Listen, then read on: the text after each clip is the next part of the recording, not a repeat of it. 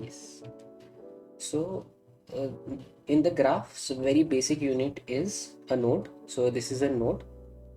You can give it a number, but it may not necessarily have it. So then you can assign your own number for just for convenience and traversing and pointing out to it. A graph can have multiple nodes, so I'm just taking an example of a graph. So it can have multiple nodes, and I have given them the most convenient numbering that I can think of just for understanding the concept in it. This is also a graph, even though it doesn't have any connectivity, any edges, but this can be considered as a graph. And this is also a graph, a single node with zero index. It's still a graph. Now the second and only next thing in the graph is an edge. So this is how a edge looks like. This is a directed edge. So it has a pointer. That means when you're traversing in your graph, you can only go from 0 to 2, not 2 to 0, right?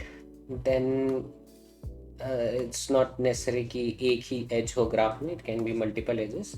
So just some random edges I have drawn, and this has become a full graph. Not like full graph, but it is a example of a graph जिसमें some directed edges हैं और nodes हैं. अब हम एक एक करके इसकी टर्मिनोलॉजीज देखते हैं पहले, उसके बाद हम क्वेश्चन पे जाएंगे.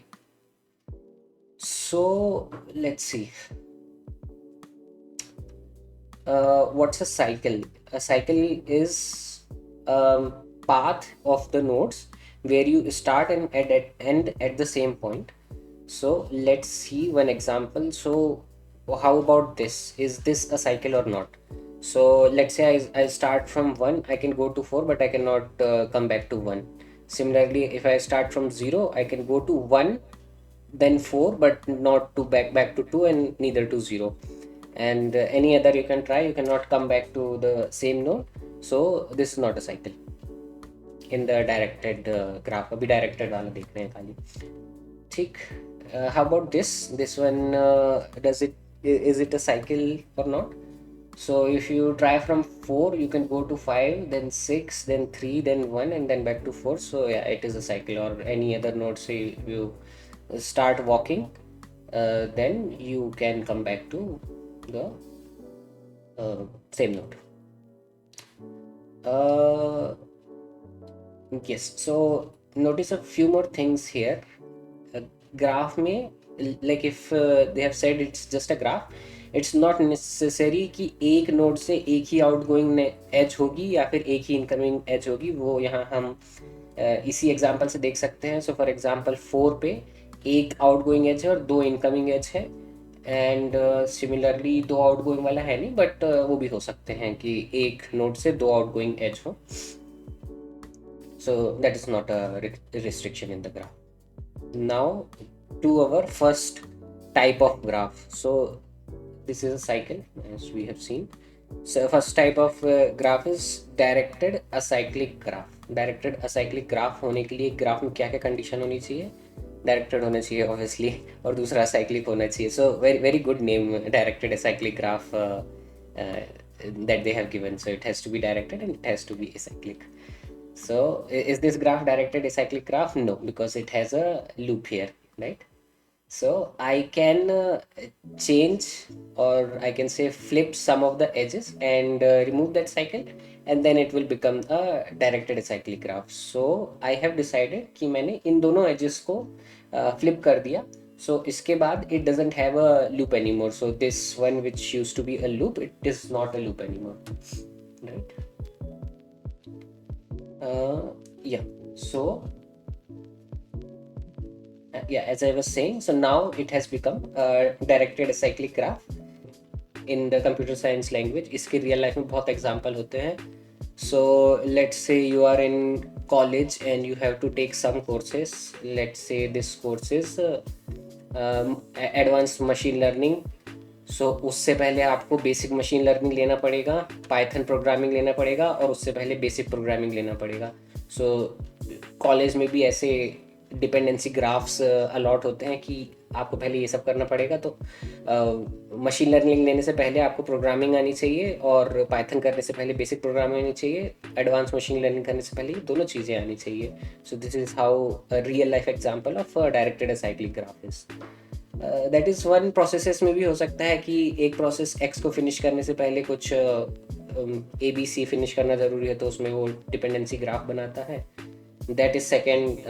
Third is library की dependency. So when you're writing a program and you take a dependency from a library that you want to use its utilities or its functionalities, so you write that I will be depending on this library. So now that library cannot depend on you, or there cannot be a cyclic dependency in the programming's build, or you can say dependency structure.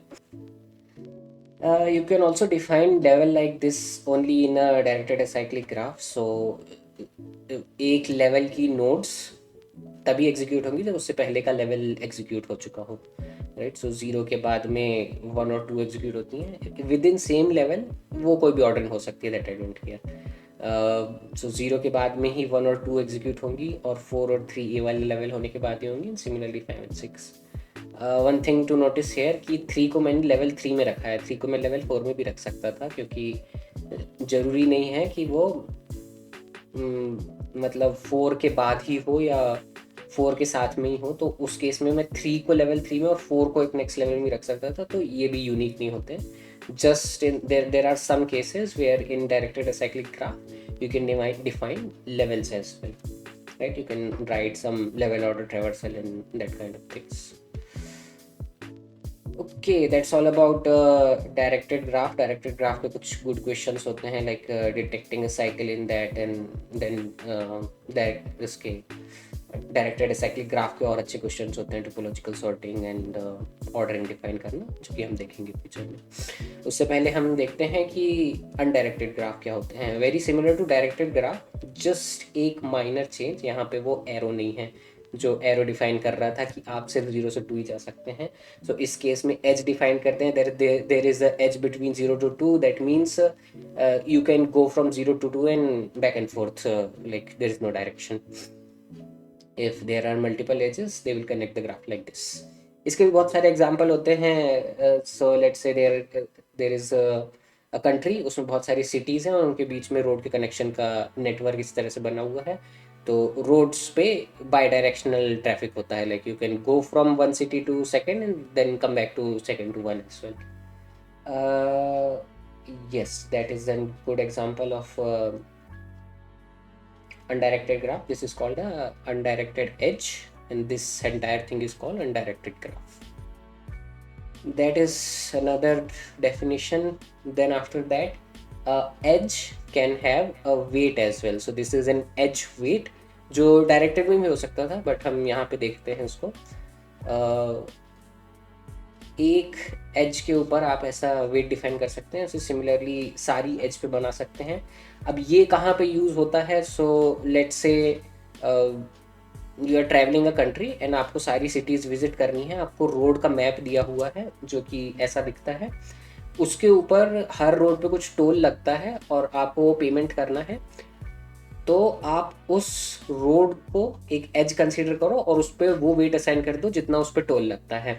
And then some good question becomes like this कि आपको अगर minimise करना है अपना toll 0 से लेके 5 तक जाने के लिए, या 0 से स्टार्ट करके सारी सिटीज़ विजिट करने के लिए, so you have edges and their weight, and then you can write some good algorithm to find out the minimum cost that you will have to pay to visit all the cities, right? So this is another real life example of graph.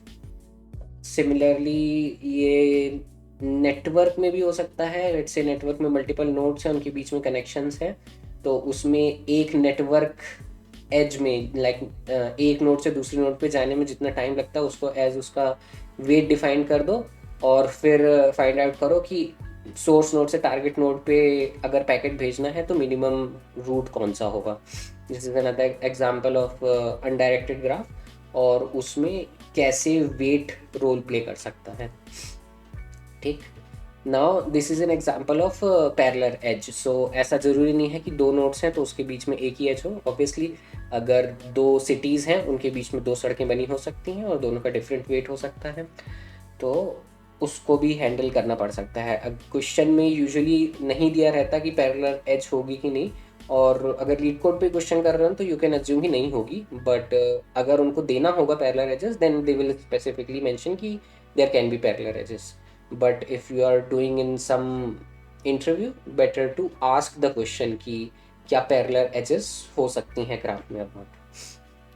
Most of the algorithm में handle करना easy होता है, but question में वो नहीं देते हैं उसको, but better to ask always. Now this is a self loop. Self loop क्या होता है, उसी नोड से स्टार्ट करके वहीं पे एंड होता है। तो ऐसी सड़क बनाई है सिटी से जो घूम के वापस उसी पे आके एंड होती है, बीच में टूरिस्ट स्पॉट हो सकते हैं ना, तो ऐसे ऐसी एक रोड भी हो सकती है जो उसी सिटी से स्टार्ट होके वापस उसी पे एंड हो रही है, और उसका भी कुछ वेट हो सकता है। So that is called a self loop. Now cycle. So मैंने क्लियरली बोला था कि ग्राफ में स्टार्ट एक पॉइंट से स्टार्ट होके वहीं पे अगर फिनिश होते हो, that's called a cycle. Cycle का सिनोनिम ही होता है loop, like not nothing different, वो सेम ही नेम है, इंटरचेंजेबली यूज होते रहते हैं। This is a loop in undirected graph. So undirected graph में कोई एजेस तो है नहीं, तो आप अगर एक वही वही डेफिनेशन से एक पॉइंट से स्टार्ट करके वापस वहीं पे अगर फिनिश हो सकते हो, then that's a loop. And इस वाले केस में क्योंकि डायरेक्शन नहीं है, तो ये भी एक लूप है, साइकिल है। जो भी दोनों में से जो भी नाम प्रेफर वो बोल सकते हैं। ठीक, ये यहाँ तक की हो गई इसकी definition. Now next is tree. Tree होने के लिए क्या कंडीशन है कि there should not be a loop and it should be connected, that's it. So क्या ये ग्राफ ट्री है? नहीं है, क्योंकि जस्ट हमने अभी देखा कि इसमें एक लूप एग्जिस्ट करता है, राइट। सो इसको हम ट्री बना सकते हैं, और वो ट्री बनाने के गुड क्वेश्चन होते हैं मिनिमम स्पैनिंग ट्री के। तो उसमें तो ये कंडीशन होती है कि आपको एजेस हटा के, एजेस एक्स्ट्रा है उसी के कारण लूप है ना, तो आप एजेस हटा के उसको ट्री बना सकते हो। बट उस क्वेश्चन में तो ये कंडीशन होती है कि आपका जो फाइनल ट्री बने उसका वेट मिनिमम होना चाहिए, बट ऐसी कंडीशन हम अभी नहीं देख रहे हैं। तो अभी हम देखते हैं कि कौन कौन सी एजेस को हटा के मैं इस ग्राफ को ट्री बना सकता हूँ, right. So one example is this. अगर मैंने इन दोनों एजेस को हटा दिए तो क्या अब ये ट्री बन गया? अब कोई लूप नहीं है और ये कनेक्टेड है, तो या दिस इज अ ट्री। ठीक, एक तो ये एग्जाम्पल हो गया। अगर मैं इन दोनों एजेस को हटा दूं, लेट्स से ये वाली और ये वाली, तो क्या अब ये ट्री है? हाँ है, क्योंकि लूप भी नहीं है और ये कनेक्टेड भी है, so it's also a tree. एक लास्ट एग्जाम्पल, अगर मैंने ये दोनों एजेस को हटा दिया, ये 4 से 6 और 3 से 5 वाली, तो अब ये ट्री है कि नहीं है? सो this is not a tree, क्योंकि वो कनेक्टेड होना चाहिए। इसको वैसे फॉरेस्ट बोलते हैं, बट ये बहुत ही कम क्वेश्चन में यूज़ होता है। ग्राफ के बहुत होते हैं, ट्री के बहुत होते हैं, तो ये दोनों अभी बहुत आएंगे। डैग के भी बहुत होते हैं, डायरेक्टेड असाइक्लिक ग्राफ के। ठीक, अभी ये मेरा ग्राफ है। आई विल ऑल्सो रिड्यूस, ये एक प्रॉपर्टी होती है, this is not necessary, but जब हम ये दोनों प्रॉपर्टीज फॉलो करते हैं ना, तो ये अपने आप फॉलो होती है कि नंबर ऑफ एजेस एक ट्री में नंबर ऑफ नोड्स -1 होती है, लाइक होती है, just we can remember that. उसको कुछ डेरिवेशन कर सकते हैं कि क्यों होना नेसेसरी है, बट वो होती है। So now I am just going back to this tree that I created, ये वाली दोनों एजेस हटा के। अभी तक ये ट्री है, राइट। अभी किसी भी ट्री में आप एक रूट डिफाइन कर सकते हैं, और उसकी कोई नेसेसरी कंडीशन नहीं होती कि ये ही नोड होनी चाहिए, या उसमें कुछ स्पेसिफिक प्रॉपर्टी होनी चाहिए कि उसके चिल्ड्रन इतने होने चाहिए, ऐसा कुछ नहीं है। किसी भी नोड को रूट डिफाइन कर सकता हूँ, लाइक इसमें से किसी भी नोड को मैं रूट डिफाइन कर सकता हूँ। बट फॉर नाउ मैंने इस वाली नोड को एज द रूट लिया है। तो उसके बाद कॉन्सेप्चुअली तो ग्राफ वैसा ही रहेगा, but for your better visualisation you can imagine it like this कि 4 रूट है, तो उससे जो भी कनेक्टेड नोड है वो सारी उसकी चाइल्ड है, तो 2, 1 एंड 6 उसकी चाइल्ड हो गई। एंड देन जो नोड उसकी जस्ट चाइल्ड है, उसकी 4 के अलावा जो भी कनेक्टेड नोड्स हैं वो 1 की चाइल्ड हो जाएंगी। So this is how hierarchy will be defined once you define the root in a tree. Okay, so this will become a rooted tree, इसको बोलते हैं रूटेड ट्री। इससे पहले जो देखे थे वो ट्री थे, रूटेड नहीं थे, right. So now this has become a rooted tree. अब देखते हैं बाइनरी ट्री क्या होता है। तो बाइनरी ट्री होने के लिए it has to be rooted tree, and then दूसरी कंडीशन होती है कि एक नोड के मैक्सिमम 2 चिल्ड्रंस होने चाहिए। यहाँ सेटिस्फाई नहीं हो रही है, 2, 1 एंड 6 3 चिल्ड्रन हैं, right. So I can rearrange the nodes here and make it a binary tree. तो वो करने के वैसे तो बहुत तरीके हैं, एक multiple binary trees can be created out of this node, but one of them is this. तो मैंने ये बनाया है अपने लिए कि ये मेरा बाइनरी ट्री है। तो क्या अब ये प्रॉपर्टीज को फॉलो कर रहा है 2 चिल्ड्रन और रूटेड ट्री होने की? यस, अभी एक नोड के मैक्सिमम 2 ही चिल्ड्रन हैं, right. So now this is the binary tree. अभी जब तक हमारी नंबर ऑफ चिल्ड्रंस में कोई लिमिट नहीं थी, 3 थे, तब तक हम चिल्ड्रंस को नेम नहीं दे सकते थे, नंबर दे सकते हैं। जिस भी क्वेश्चन में ऐसा रूटेड ट्री आता है जिसके मल्टीपल चाइल्ड्स हो सकते हैं, that means a non binary tree है अगर वो, तो उस केस में इंडेक्सेस देते हैं चाइल्ड को। बट बाइनरी ट्री में हम उनको नाम देते हैं। तो नाम कैसे देते हैं? लेफ्ट चाइल्ड और राइट चाइल्ड, राइट। 2 होती हैं तो 2 को हम इजी नेमिंग दे सकते हैं। अब बाइनरी ट्री में या फिर नॉर्मल ट्री में भी एजेस का वेट हो सकता है, बट मोस्टली वो नहीं होता है। तो अब हम जो आगे के एग्जांपल देखेंगे उसमें बिना वेट के देखते हैं, ठीक। नाउ लेट्स सी कि अगर मैंने ये नोड हटा दी 2 की, तो क्या ये स्टिल बाइनरी ट्री है? या इट्स स्टिल बाइनरी ट्री, क्योंकि कम ही करी है। ऐड कर देता अगर 1 2 की 3 चाइल्ड बना देता, तब वो बाइनरी ट्री नहीं रहता, but this is still a binary tree, right. Now जो हमारे पास पहले था, सबसे पहले मैंने जो बनाया था उसको बोलते हैं एक फुल बाइनरी ट्री। फुल का मतलब ये होता है, फुल की सिर्फ एक कंडीशन होती है कि number of nodes at each level should be 2n-1। अगर ये पहला लेवल 1 लेवल पे है, तो दूसरा 2 पे है, तीसरा 3 पे है, तो उसके हिसाब से नंबर ऑफ नोड्स उस लेवल पे 2n-1 होनी चाहिए। That's the only condition, then it's a full binary tree, which it is, this one is, right. अब अगर मैं ये नोड हटा दूं, ये 5 वाली, तो क्या अब ये फुल बाइनरी ट्री है? नहीं है, क्योंकि लास्ट लेवल पे जो कंडीशन रिक्वायर्ड थी वो ब्रेक हो गई। But this is still one special kind of tree which is a complete binary tree. और ये हमने एग्जाम्पल में पहले देखा था जब हम हीप कर रहे थे। सो इफ यू रिमेंबर, उसकी क्या प्रॉपर्टी होती है? Number of nodes at level except the last one. So last वाले से पहले तो 2n-1 होनी चाहिए, which is same as full binary tree की कंडीशन। बट लास्ट लेवल पे इट्स अलाउड कि लास्ट वाले पे थोड़ी कम होंगी तो चलेंगी। जस्ट वन मोर थिंग यहाँ पे होती है कि लास्ट लेवल पे जो नोड्स हैं, भले ही वो 2n-1 से कम हो, बट वो सारी लेफ्ट साइड में होनी चाहिए। That means you won't fill a right side node before you have filled all the left side nodes, right. So इसका एग्जांपल अगर मैं देखूं, मैंने अगर ये 5 की जगह पे ये 0 हटा दिया होता, तो क्या अब ये कंप्लीट बाइनरी ट्री होता? नहीं होता, क्योंकि it has the nodes at the last level has to be all on the left side of the tree. So this is just a binary tree, it's not a complete nor it's full, okay. Lots of definitions we have. Now we'll go for the next one. So last definition है, उसके बाद पक्का questions पे चलेंगे।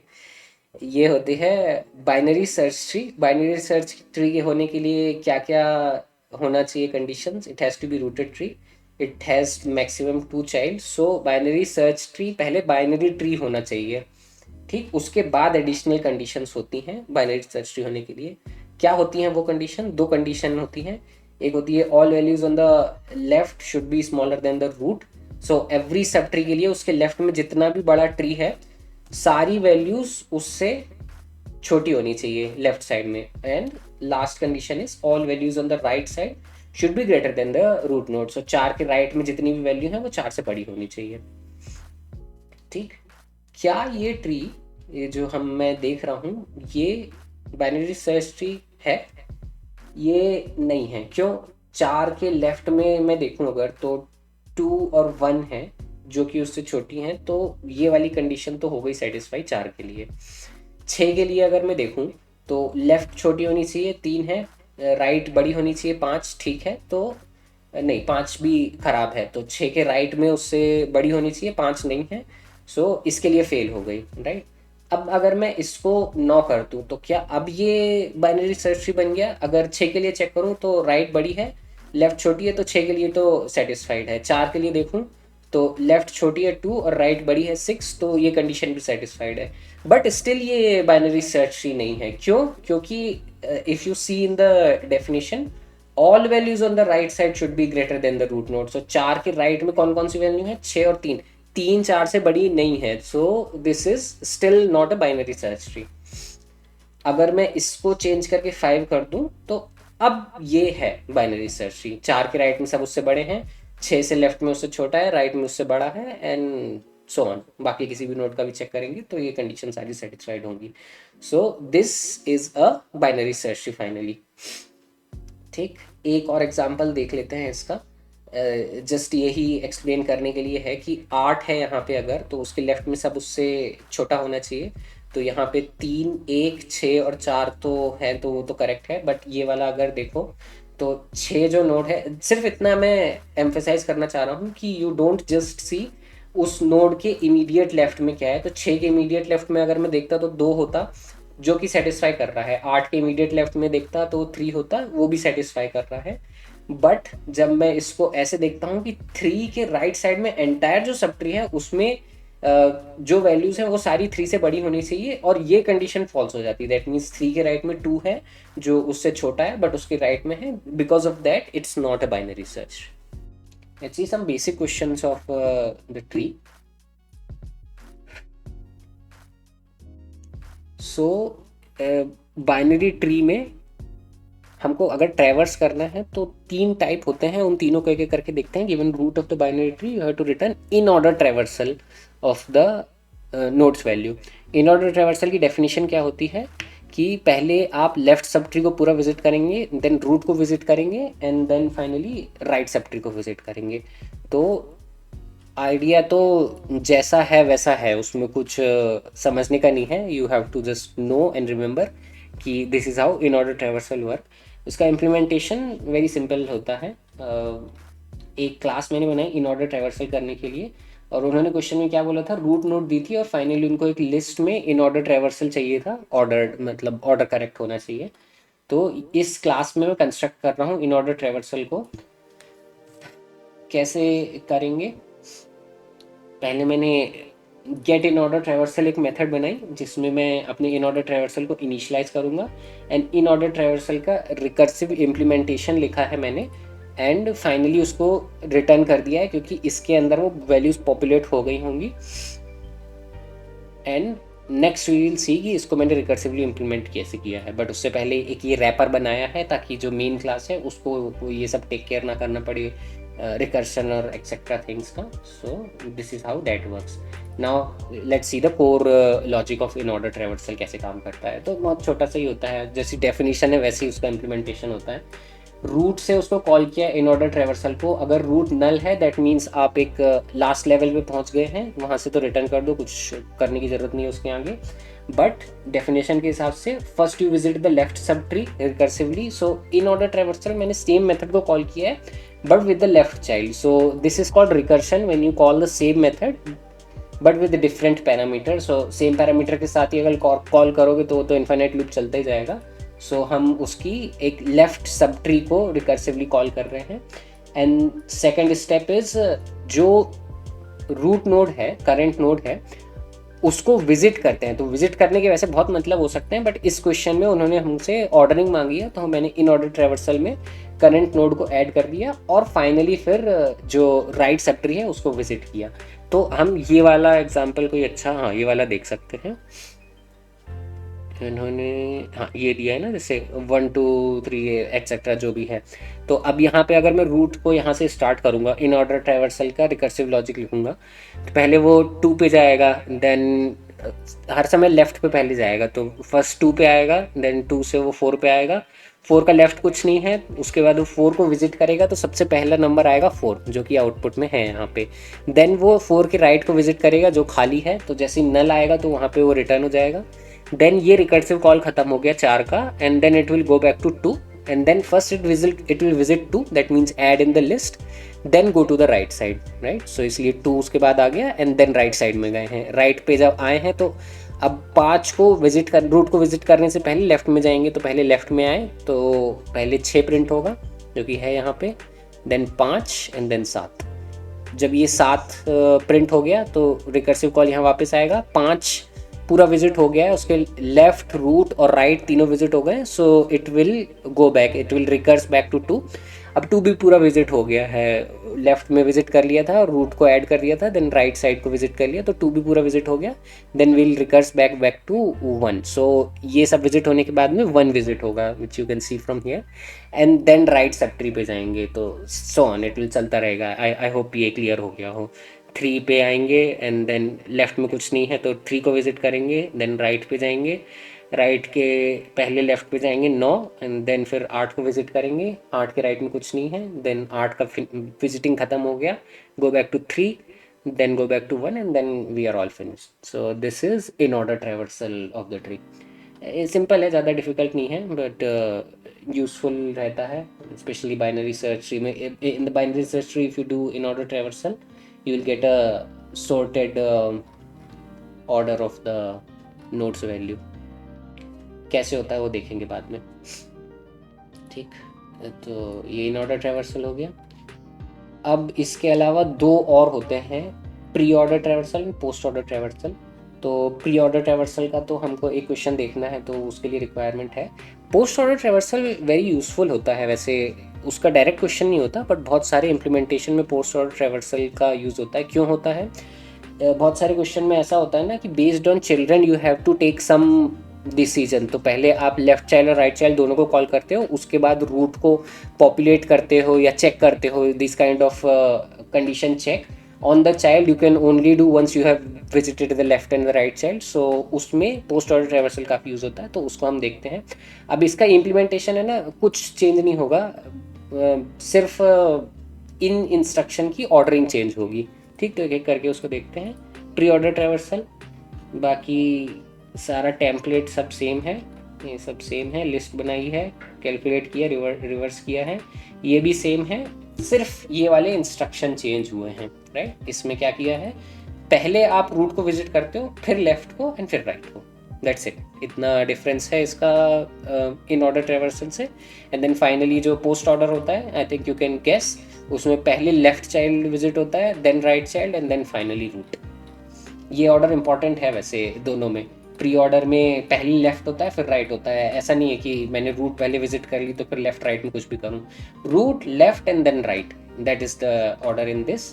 और इसमें left, right and then root, ठीक। सिर्फ इतना, ये 3 लाइनें चेंज है, बाकी सब सेम है दोनों में, post order, pre order and in order में, ठीक। ये तो हो गए तीनों के ट्रेवर्सिंग के। तो कोई भी क्वेश्चन जैसे ट्री का आता है ना, तो उसमें कुछ भी क्वेश्चन उन्होंने आंसर किया है तो ट्रैवर्स तो करना ही पड़ेगा ना। जैसे एरे का क्वेश्चन होता था, ट्रैवर्स तो करते थे ना, left to right I equals to 0 से एरे डॉट लेंथ तक, वो ट्रैवर्सल ये ट्री का ऐसे कर सकते हैं। इसमें तो कर नहीं सकते लूप लगा के आई टू आई से लेके लेंथ तक का, तो इसका ट्रैवर्सल यूजुअली ऐसा होता है, ठीक।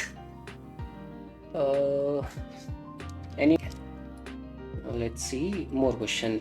एक और ट्रेवर्सल होता है, इसके ट्रेवर्सल बहुत होते हैं, ये वाला हम देखते हैं, ये बहुत इंपॉर्टेंट है, इससे बहुत सारे क्वेश्चंस बनते हैं। And this is also the basics of breadth first search which we will see in the graph. So given the root of the binary tree, return the level order traversal of its node value that is from left to right level by level.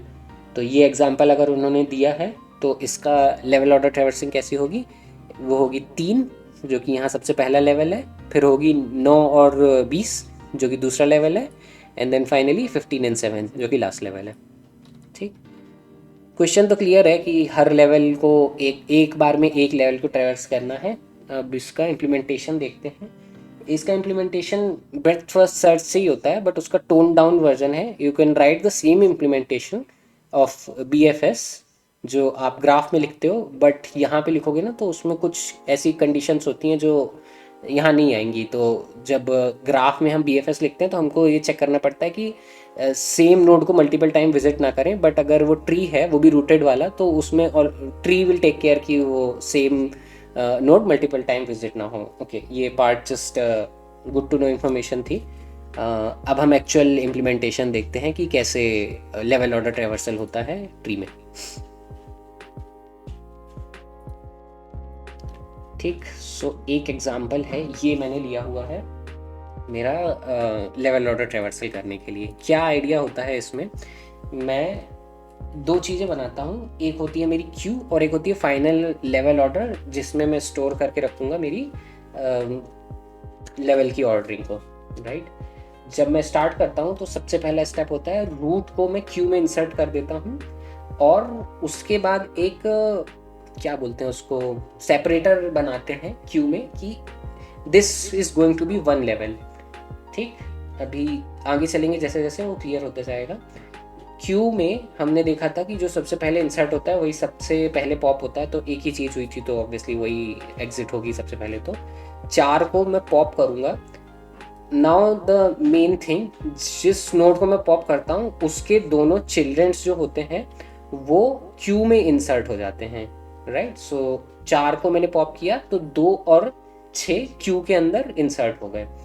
अब again Q की property, और left और right order में ही insert किया है, क्योंकि उन्होंने बोला था कि लेफ्ट टू राइट ही आपको लेवल ऑर्डर ट्रैवर्सल लिखना है। तो पहले 2 को इंसर्ट किया फिर 6 को किया, और अगेन क्यू की प्रॉपर्टी के हिसाब से पहले 2 पॉप होगा। तो 2 जब पॉप होगा तो जैसा मैंने कहा कि मेन पॉइंट यही है कि जिस नोड को आप पॉप कर रहे हो उसके चिल्ड्रंस को क्यू में इंसर्ट कर दोगे, राइट।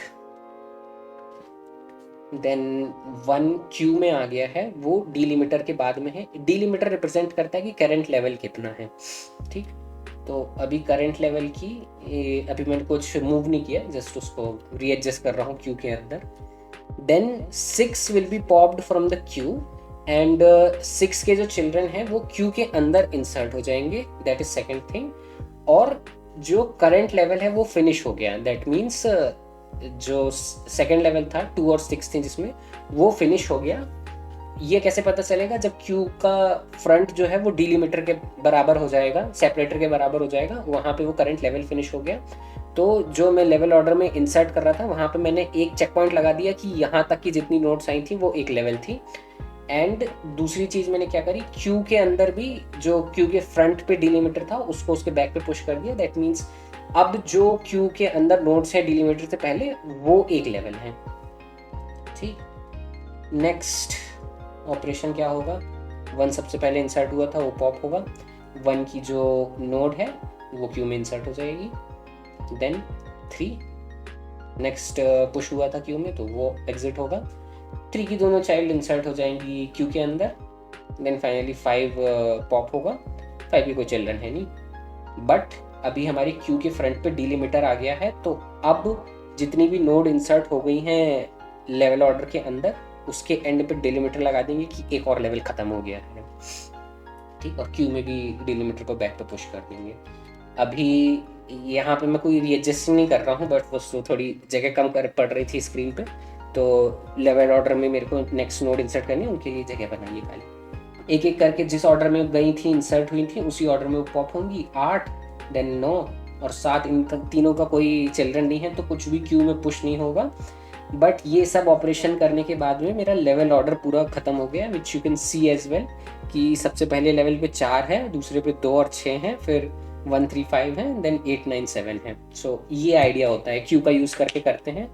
क्यू में एक बार में एक लेवल को इंसर्ट करते हैं, उसके एंड पे एक डीलिमिटर लगाते हैं, या तो डीलिमिटर लगा सकते हो या साइज नोट करके रख सकते हो कि इस लेवल का साइज इतना होने वाला है, क्योंकि जब आपने उसके चाइल्ड इंसर्ट करे थे तो आपको तो पता ही है ना कितनी नोट्स आपने एंड में इंसर्ट करी हैं, तो उस साइज को मेंटेन करके रखो कि इतनी साइज नेक्स्ट लेवल पे होंगी और सिर्फ उतनी ही नोट्स को पॉप करो करंट लेवल निकालने के लिए, ठीक है। ये इम्प्लीमेंटेशन में और क्लियर हो जाएगा।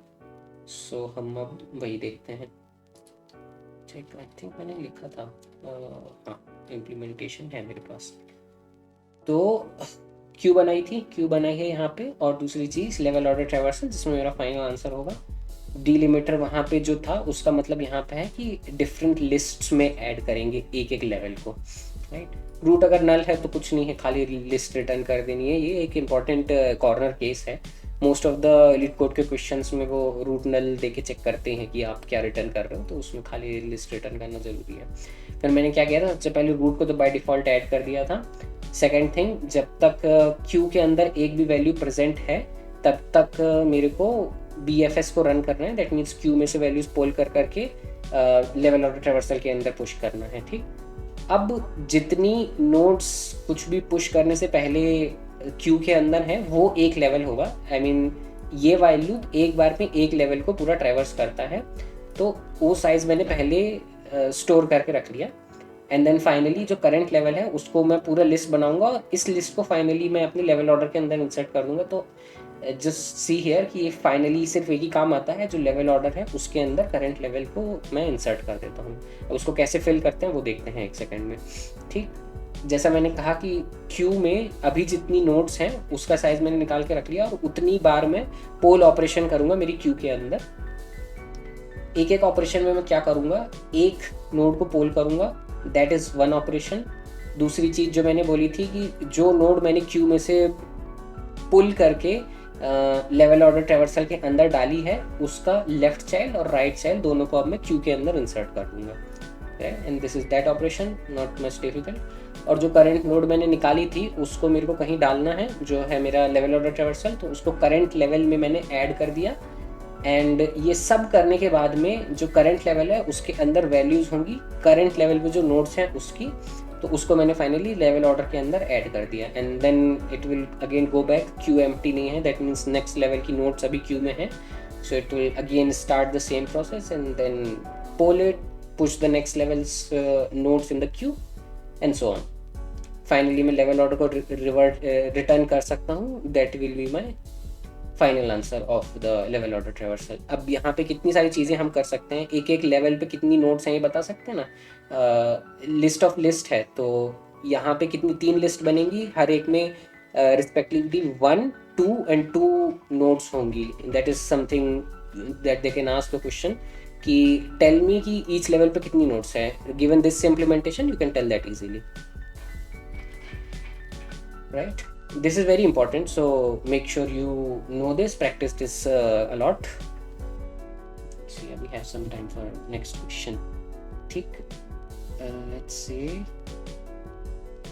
बाइनरी सर्च में इंसर्ट कैसे करते हैं। तो बाइनरी सर्च की प्रॉपर्टी हमने देखी थी कि लेफ्ट साइड में जितनी नोड्स हैं वो रूट से छोटी होनी चाहिए, राइट साइड की नोट सारी उससे बड़ी होनी चाहिए। अब हमको अगर एक रूट दिया हुआ है, लेट्स से ये वाला क्वेश्चन देखते हैं, एग्जांपल देखते हैं। ये ट्री दिया हुआ है, अभी ये जो उन्होंने गिवन दिया है उसमें वो बाइनरी सर्च ट्री है, that is there guarantee, but हमको अब एक नई नोड इंसर्ट करनी है। तो उसका आइडिया सिर्फ इतना होता है कि रूट पे जाओ और चेक करो कि जो नई नोड है अगर वो रूट से छोटी है दैट मीन्स वो लेफ्ट साइड में कहीं इंसर्ट होगी, अगर रूट से बड़ी है तो राइट साइड में कहीं इंसर्ट होगी। So respectively depending on this condition you recursively call the left side और right side, right. That's the whole idea of inserting a new node. So अगर 4 पे मैं आया, 4 से छोटी है या बड़ी है, बड़ी है 5, तो राइट साइड में रिकर्सिवली कॉल करेंगे। 7 को चेक करेंगे तो 7 से बड़ी है या छोटी है, तो 7 से छोटी है तो लेफ्ट साइड में रिकर्सिवली कॉल करेंगे। बट वो रिकर्सिव कॉल करने से पहले देखेंगे कि अगर वो लेफ्ट साइड जो मैं कॉल कर रहा हूँ वो ऑलरेडी नल है, दैट मीन्स मेरे को रिकर्सिवली कॉल करने की ज़रूरत नहीं है, मैं अपने लेफ्ट चाइल्ड में ही डायरेक्ट ऐड कर सकता हूँ नई नोड को, and that will do the insertion completely. इसका हम इम्प्लीमेंटेशन देखते हैं, ये भी ज़्यादा डिफिकल्ट नहीं होता, so it should B clear from this. Parent ढूंढते हैं, जो नोड मेरे को इंसर्ट करनी है ना, जहाँ उसकी लोकेशन होगी उसका पेरेंट ढूंढते हैं। पेरेंट क्यों ढूंढते हैं? क्योंकि पेरेंट का रेफरेंस है, तो पेरेंट डॉट लेफ्ट या पेरेंट डॉट राइट करके मैं नई असाइनमेंट कर सकता हूँ, उससे वो नई नोड ट्री से अटैच हो जाएगी, राइट। न्यू नोड के लिए उन्होंने वैल्यू दी है, नॉट द कंप्लीट नोड, सो मैंने एक नई नोड बनाई by doing the new tree node. ये कंस्ट्रक्टर इन्होंने दिया हुआ था कि एक ट्री नोड के साथ वैल्यू देते हो, सो this will create a new node for you, right. अगर रूट नल है दैट मीन्स कुछ है ही नहीं, तो जो नई नोड आई है वही रूट बन जाएगी, तो उसी को रिटर्न कर दिया। So this is that corner case. हर समय ये होता है, रूट को नल चेक करने वाला कॉर्नर केस लिखना पड़ता है, ठीक। उसके बाद मैं करूँगा फाइंड, और ये लिखा है मैंने फाइंड का लॉजिक, इसको देखते हैं टिक करके। वाइल ट्रू मतलब ढूंढते रहो जब तक आपको इंसर्ट लोकेशन नहीं मिल जाती है। दो कंडीशन मैंने बोली थी, अगर जो नई वैल्यू आई है वो रूट की वैल्यू से छोटी है, दैट मीन्स वो लेफ्ट साइड में कहीं इंसर्ट होगी। तो दो चीज़ें देखेंगे, अगर जो पेरेंट है दैट मीन्स जो रूट है उसका लेफ्ट नल है, तो अब कुछ करने की ज़रूरत नहीं है, उसके लेफ्ट में नई नोड को अटैच कर दो and you break out of this loop, that means your insertion is done. So here you will be done, like यहाँ पे you can return your function as well। एक ये केस होगा। दूसरा केस ये होगा जब पेरेंट के लेफ्ट से वैल्यू छोटी है, that means you still going to the left sub tree but it's not null, that means there is some values already present, then you go to that sub tree, that means you make parent equals to parent dot left. So जो कि हमने यहाँ पे किया था, right side वाले में किया था, वैसे 4 है तो 5 4 से बड़ा था। So instead of directly inserting 5 as a new node to force write, we recursively go to the 7 कि 7 पे जाके कंपैरिजन करो कि 7 से बड़ी है या छोटी है, which is this instruction, right? And same thing will happen for the right side। So अगर वैल्यू छोटी थी तो लेफ्ट साइड में किया था सब कुछ, और अगर वैल्यू बड़ी है रूट नोड से तो राइट साइड में करेंगे। राइट अगर नल है तो राइट पे असाइन कर देंगे, नहीं तो रिकर्सिवली जाएंगे राइट साइड पे।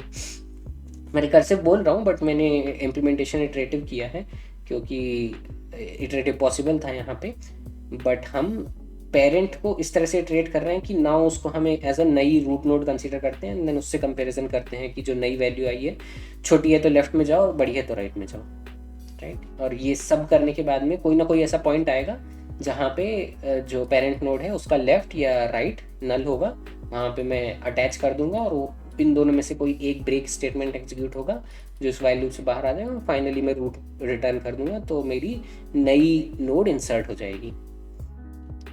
आई थिंक ये बहुत ज़्यादा डिफिकल्ट नहीं है। इसी का एक सिस्टर क्वेश्चन है, वो हम देखते हैं नेक्स्ट, तो उसके बाद we will stop. So insert करने की तरह सर्च भी कर सकते हैं, सेम ही लॉजिक है almost, that you are given the root node of the binary tree and a value, find the node in the binary search tree, that's the node value is equals to value, and return the subtree rooted with the root, if no such tree exists then return null। तो value नहीं पूछी है, Boolean भी नहीं पूछा उन्होंने कि वो वैल्यू एग्जिस्ट करती है कि नहीं, मेरे को उन्होंने एग्जैक्टली वो नोड फाइंड करने को बोली है जिस पे वैल्यू 2 है, तो वैल्यू 2 अगर उन्होंने दिया तो ये नोड का पॉइंटर रिटर्न करना है, बस that's it. Very simple, similar to insertion ही है ये। रूट से स्टार्ट करेंगे, कंपैरिजन करेंगे जो वैल्यू मेरे को सर्च करनी है, अगर वो वैल्यू रूट से छोटी है तो लेफ्ट साइड में मिलेगी, बड़ी है तो राइट साइड में मिलेगी, तो रिकर्सिवली लेफ्ट या राइट साइड को कॉल कर देंगे। So see the implementation almost copy paste ही है पुराने वाले जैसा। रूट अगर नल है तो मतलब अभी कुछ है नहीं, तो उन्होंने कहा अगर वैल्यू एग्जिस्ट नहीं करती तो नल रिटर्न कर दिया।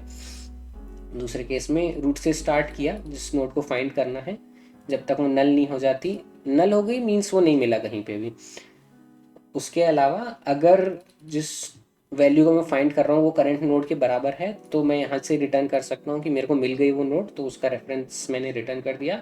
उसके अलावा दो केसेस हो सकते हैं कि जो find node that means current node है that is less than the value that I am looking for, तो दैट मीन्स जो वैल्यू मैं ढूंढ रहा हूँ मेरे को राइट साइड में कहीं मिलेगी मेरे नोड के, तो मैं अपने इटरेटर को राइट साइड में शिफ्ट कर दूंगा, दैट मीन्स फाइंड नोड को मैं राइट जो चाइल्ड है उस पर शिफ्ट कर दूंगा। एक तो ये केस हो सकता है, दूसरे केस 3 केस हो सकते हैं, वैल्यू या तो नोड के बराबर होगी वो देख लिया, उससे बड़ी होगी तो देख लिया, और छोटी होगी तो लेफ्ट सब ट्री में कहीं मिलेगी, तो मैं फाइंड नोड को लेफ्ट साइड पे शिफ्ट कर दूंगा, उसको असाइन कर दूंगा जो लेफ्ट चाइल्ड है उसके बराबर, एंड दैट्स इट। अगर कहीं मिल गई होगी तो यहाँ पे रिटर्न हो जाएगा, नहीं तो अगर नल हो जाएगी तो फाइनली यहाँ आके नल रिटर्न हो जाएगा।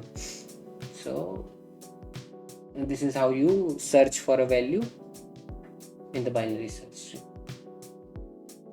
नोटिस यहाँ पे जो इंसर्ट किया था ना, तो मैं सारी नोड्स को विजिट नहीं कर रहा हूँ, एक पॉइंट पे या तो मैं लेफ्ट साइड जाता हूँ या राइट साइड जाता हूँ, दोनों साइड नहीं जाता हूँ। तो इसके कारण अगर ट्री बैलेंस्ड है, दैट मीन्स सारी नोड्स एक ही साइड में राइट राइट राइट नहीं है, तो टाइम कॉम्प्लेक्सिटी उस केस में लॉग एन होगी। और सिमिलरली सर्च के लिए भी है, अगर ट्री बैलेंस्ड है दैट मीन्स हाइट जो है वो ऑर्डर एन नहीं है, वो ऑर्डर लॉग एन है, तो सिर्फ मेरे को हाइट के बराबर ट्रेवर्स करना पड़ेगा। रूट पे रहूँगा, वहाँ से एक बार में नेक्स्ट लेवल पे तो चले जाऊँगा, या तो लेफ्ट साइड में या राइट साइड में, तो मेरे को हाइट के बराबर ही ट्रेवर्स करना होगा। वैसे तो हाइट ऑर्डर एन के बराबर हो सकती है, क्योंकि वो रूट से सारी right right right right child अगर हो जाएं तो वो एक स्क्यूड ट्री बोलते हैं उसको, उस केस में तो ऑर्डर एन ही हो जाएगा टाइम कॉम्प्लेक्सिटी। बट ट्रिक्स होती हैं जिसका यूज़ करके हम बाइनरी सर्च ट्री को बाइनरी सर्च ट्री ही रखते हैं, बट उसको हम बैलेंस करते जाते हैं हर पॉइंट पे। तो उससे क्या होता है, हाइट ऑर्डर एन नहीं होती है, वो हमेशा लॉग एन ही रहती है। तो उस केस में हमेशा सर्चिंग ऑर्डर लॉग एन होती है, which is a very important thing that you got a data structure. इसमें आप वैल्यू को इंसर्ट कर सकते हैं, उसमें भी ऑर्डर लॉग एन टाइम लगेगा, और सर्च भी कर सकते हैं, उसमें भी लॉग एन टाइम ही लगेगा। ऐसा कोई और डेटा स्ट्रक्चर है नहीं। एरे में अगर देखो तो अगर सॉर्टेड रख रहे हो तो सर्चिंग तो कर सकते हो लॉग इन टाइम में, बट नई वैल्यू इंसर्ट करनी पड़ेगी, तो मिडिल में कहीं इंसर्ट होगी तो राइट साइड में सब शिफ्ट करना पड़ेगा, तो वो ऑर्डर एन हो जाता है। Binary search tree is such good data structure जिसमें आप इंसर्शन एंड सर्चिंग दोनों लॉग इन टाइम में कर सकते हो। इम्प्लीमेंटेशन डिफिकल्ट होता है। अभी तो हमने खाली इंसर्शन देखा है, इसी तरह रिमूवल भी होता है उसमें, और अगर उसको बैलेंस भी रखना है तो बैलेंसिंग की तो बहुत ज़्यादा ट्रिक्स होते हैं जो लगाने पड़ते हैं। बट अगर इम्प्लीमेंटेशन है आपके पास तो फिर आप उसको यूज़ इजीली कर सकते हो।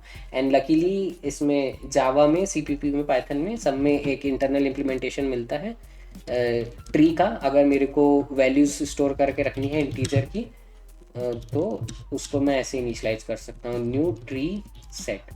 ये internally balanced binary search tree को ही इम्प्लीमेंट करता है।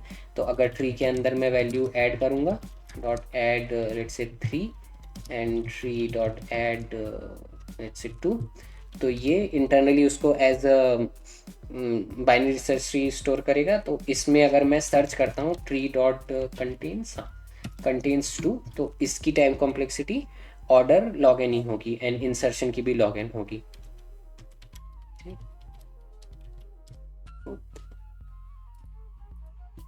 लोएस्ट कॉमन एंसेस्टर, तो देखते हैं क्या क्वेश्चन होता है। Given a binary tree, find the lowest common ancestor of two given nodes in the tree.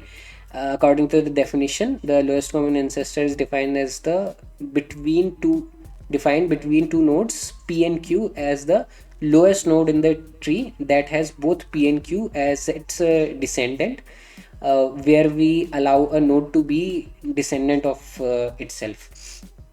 तो ये आप ऐसे कंसिडर कर सकते हो, एक कंपनी है, उसमें सीईओ है और उसके अंडरनीथ में दूसरे चीफ एग्जीक्यूटिव ऑफिसर्स हैं, एंड देन उनके अंडर में पार्टनर्स हैं, उनके अंडर मैनेजर हैं, उनके अंदर एम्प्लॉय हैं। तो ट्री हायरार्की कंपनीज में भी एग्जिस्ट करती है। तो लोएस्ट कॉमन एंसेस्टर क्या होगा, दो एम्प्लॉयज़ के लिए ऐसा मैनेजर जिनको ये दोनों रिपोर्ट करते हैं और कंपनी में वो लोएस्ट लेवल पे है। तो जैसे मेरा टीममेट है, तो हम दोनों का जो मैनेजर होगा वो हमारा डायरेक्ट मैनेजर होगा, बट मेरी सिस्टर टीम है, उसका मैनेजर जो है वो और मेरा मैनेजर है, उनके मैनेजर सेम हैं, तो हम दोनों का लोएस्ट कॉमन एंसेस्टर हमारे मैनेजर का मैनेजर होगा, right. So this is a real life example of lowest common ancestor. इसको फाइंड करने का आइडिया ये होता है, ये इम्प्लीमेंटेशन है, बहुत ज़्यादा बड़ा नहीं है। अगर मेरे को नोड दी हुई है और पी एंड क्यू दो का फाइंड करना है मेरे को, रूट नल है तो कुछ नहीं, राइट। अब दूसरी चीज़ मैं रिकर्सिवली कॉल करूँगा। नाउ सी हेयर, ये वाला पोस्ट ऑर्डर ट्रेवर्सल के इक्विवेलेंट है। पहले मैं लेफ़्ट और फिर राइट को कॉल कर रहा हूँ और फिर करंट के ऊपर डिसीजन ले रहा हूँ कि क्या करना है मेरे को,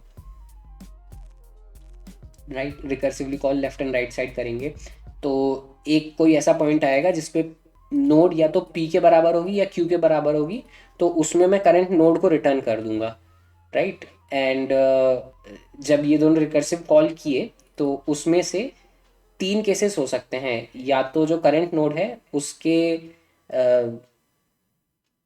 ना तो लेफ्ट में कुछ था ना राइट में कुछ था, पी एंड क्यू दोनों नहीं थे, तो उस केस में तो लेफ्ट साइड से भी नल आएगा, राइट से भी नल आएगा, तो उस केस में तो नल रिटर्न होगा, राइट। एक केस ये हो सकता है। दूसरा केस ये हो सकता है कि लेफ्ट से कुछ वैल्यू आई एंड राइट से कुछ नहीं आया, दैट मीन्स जो करंट नोड है उसके डिसेंडेंट में पी कहीं पे है बट आर कहीं पे नहीं है, तो एक साइड से कुछ वैल्यू आई है उसको वैसा का वैसा रिटर्न कर दो, that means L S was null, so just return L S.